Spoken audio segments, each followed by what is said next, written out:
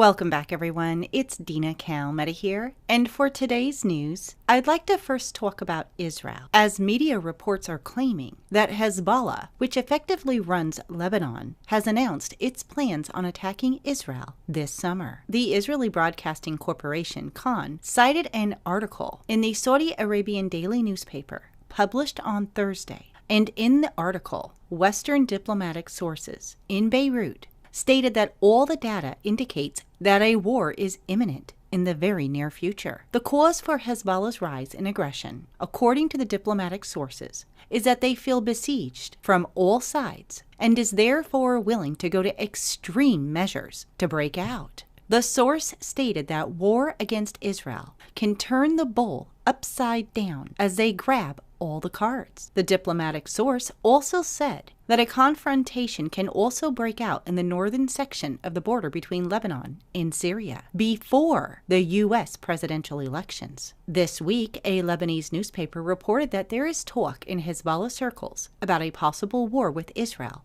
in August. And a few days ago, American Caesar's Syria Civilian Protection Act went into effect. The legislation imposes economic sanctions on the Syrian government, including Syrian President Bashar al-Assad, for war crimes against the Syrian population. The law has economic implications for both Lebanon and Lebanese Hezbollah. It goes on further to report that Iranian and Russian entities are addressed for their government support of Assad in the Syrian civil war. Last weekend, Hezbollah's military branch released a video in the context of psychological warfare with Israel, in which they tried to convey a message that they have in their arsenal accurate missiles despite Israel's attempts to thwart Hezbollah's attempts to acquire advanced missiles. It goes on even further to report that Hezbollah is generally considered the most powerful non-state actor in the world, and to be stronger than the Lebanese army. Estimations of a Hezbollah's total rocket count range are from 40,000 to 150,000, which is considerably more than most countries. Since 2010,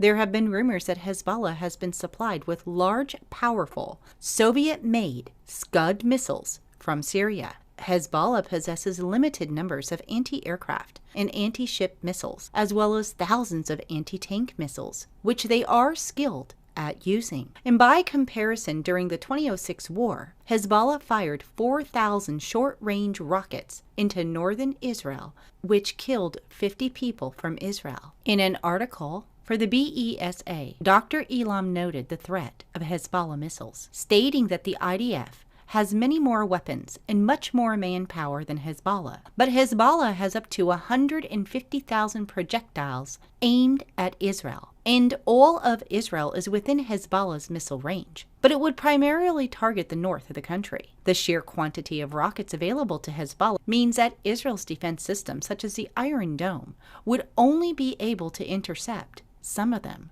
And the only way to completely stop the firing of missiles and rockets would be to run a large-scale offensive inside Lebanon. The IAF has been training to launch thousands of sorties aimed at destroying Hezbollah targets, mainly its rockets. But the IAF might not be able to accomplish this mission by itself, especially if rockets hit its airfields. Israel might have no alternative but to also conduct a major ground defense. So some serious news in regards to Israel. But will there be a war this summer? It's definitely possible, but we will have to wait and see. And as always, I'll continue to follow these reports and bring you updates. But I would like to move on and talk about Russia, Turkey, Iran, and Syria. It is being reported that apparently President Putin told his counterparts from Turkey and Iran on Wednesday that there was a need for peaceful dialogue between the opposing forces in Syria's civil war. Putin also told the presidents of Turkey and Iran in a televised video conference that hotspots of terrorism still remain in Syria's Idlib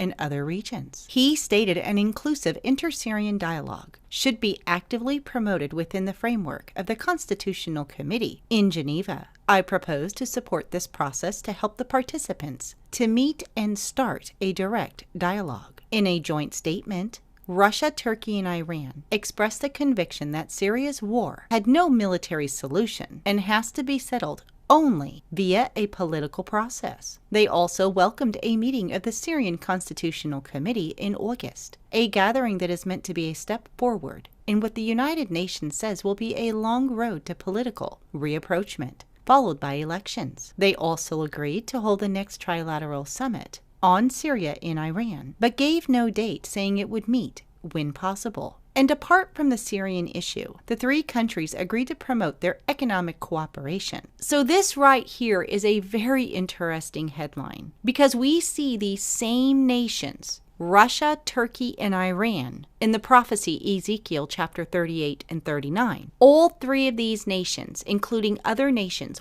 will form an alliance against Israel to invade Israel. So it's very interesting to watch them come together now and work so well together. And then we have Syria and all the fighting that's happening there. But there's also a prophecy about Syria, as many of you already know, in Isaiah 17:1, where Damascus will become a ruinous heap. So these headlines here are literally racing forward to prophecy, which will eventually be fulfilled. But with all of that said, I'd love to hear from all of you. So please do leave your comments in the comment section. And thank you, everybody, so much for watching. God bless.